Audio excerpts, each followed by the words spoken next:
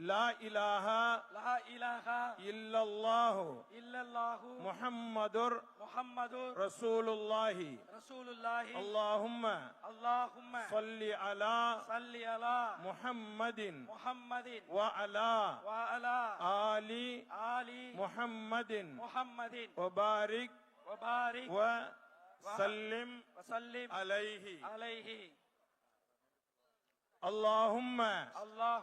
لك صمت وبك آمنت وعليك